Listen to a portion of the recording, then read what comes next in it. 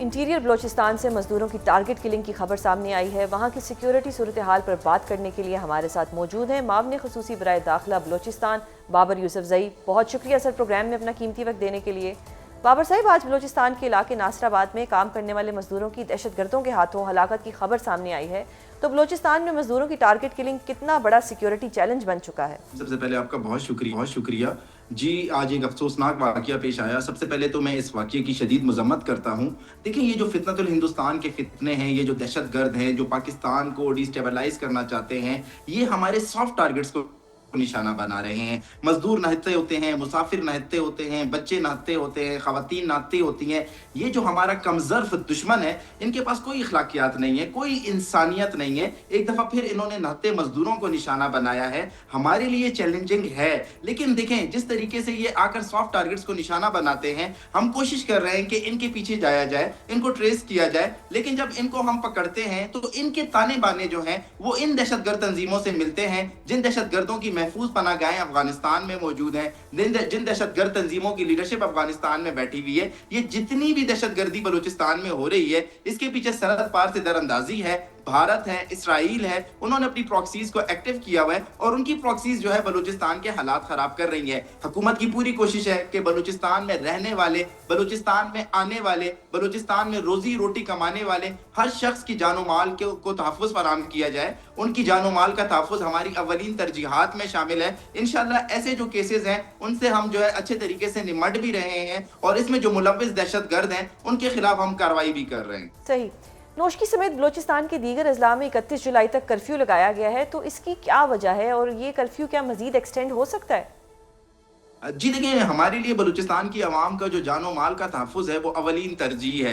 ان علاقوں میں فتنۃ الہندوستان کے دہشت گردوں کی اطلاع ہے۔ یہ دہشت گرد جو ہے گرے ایریا میں رہ کر، عوام کے درمیان رہ کر یہ آتے ہیں اور ہمارے معصوم لوگوں کو نقصان پہنچاتے ہیں۔ تو ایک سرچ آپریشن کیا جا رہا ہے۔ کرفیو لگانے کی وجہ یہ ہے کہ ان علاقوں میں جہاں پر یہ دہشت گرد موجود ہیں وہاں پر گھر گھر جا کر تلاشی لی جائے، سرچ آپریشن کیا جائے اور ان دہشت گردوں کو عوام کے درمیان سے نکالا جائے اور ان کو ان کے انجام تک پہنچایا جائے۔ بلوچستان کا امن جو ہے وہ ہماری ترجیحات میں شامل ہے۔ Field marshal general Asim Munir صاحب یہ واضح کر چکے ہیں کہ آخری دہشت گرد کے خاتمے تک بلوچستان میں آپریشن جاری رہے گا۔ کرفیو میں میں سمجھتا ہوں کہ اب تو ہم نے جو کرفیو لگایا ہے اس میں نرمی بھی کی ہے، لیکن اگر یہ دہشت گرد عوام کے درمیان چھپے رہے، آبادی میں چھپے رہے، تو کرفیو میں اضافہ کیا جا سکتا ہے۔ لیکن انشاءاللہ جو کرفیو کی ٹائم دیا گیا ہے، جو مدت دی گئی ہے، اس میں ہی ہم ان دہشت گردوں کا قلعہ کما کر دیں گے اور انشاءاللہ ہم پاکستان کو اور بلوچستان کو محفوظ بنائیں گے۔ اچھا سر، یہ بھی بتائیں کہ اب سیکیورٹی کے مسلسل بڑھتے چیلنجز کے تناظر میں بلوچستان حکومت نے آگے کا روڈ میپ کیا بنایا ہے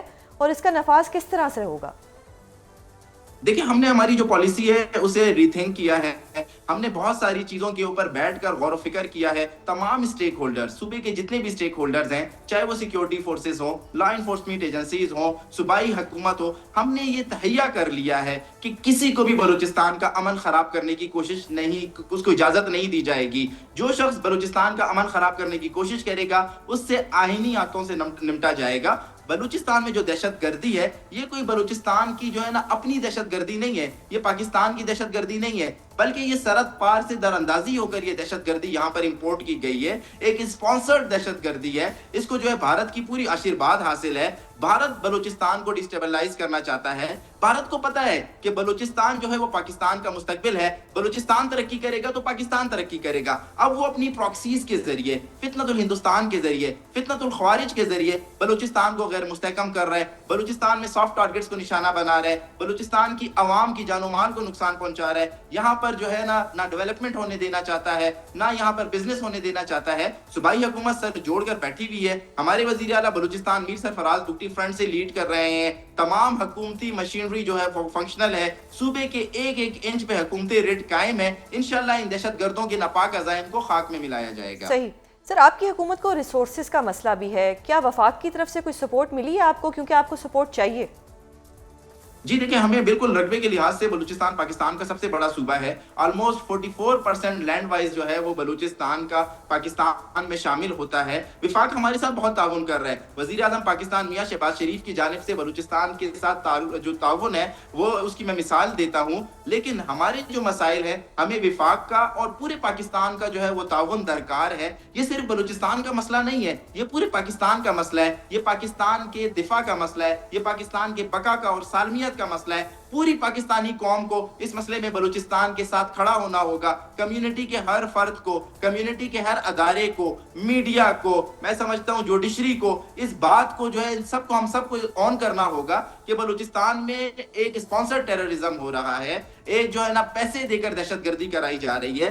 پاکستان کو غیر مستحکم کرنے کے لیے ساری سازش ہو رہی ہے. تو معاشرے کے ہر فرد کو، وفاقی حکومت کا تعاون ہے ہمارے ساتھ، لیکن ہمیں پاکستان کے ہر فرد کا بھی تعاون چاہیے کہ وہ ان دہشت گردوں کو دہشت گرد بولیں. اور اسلام آباد میں جو بیٹھے ہوئے جو لوگ ہیں، جو ایوان اقتدار میں بیٹھے ہیں یا طاقتور حلقوں میں بیٹھے ہیں، وہ بلوچستان کے مسئلے کو سمجھیں. بلوچستان کا مسئلہ کوئی سیاسی مسئلہ نہیں ہے، کوئی انتظامی مسئلہ نہیں ہے. بلوچستان کا مسئلہ دہشت گردی کا مسئلہ ہے، اور یہ دہشت گردی پڑوسی ممالک سے بلوچستان میں امپورٹ کی جا رہی ہے. بہت شکریہ سر پروگرام میں اپنا قیمتی وقت دینے کے لیے.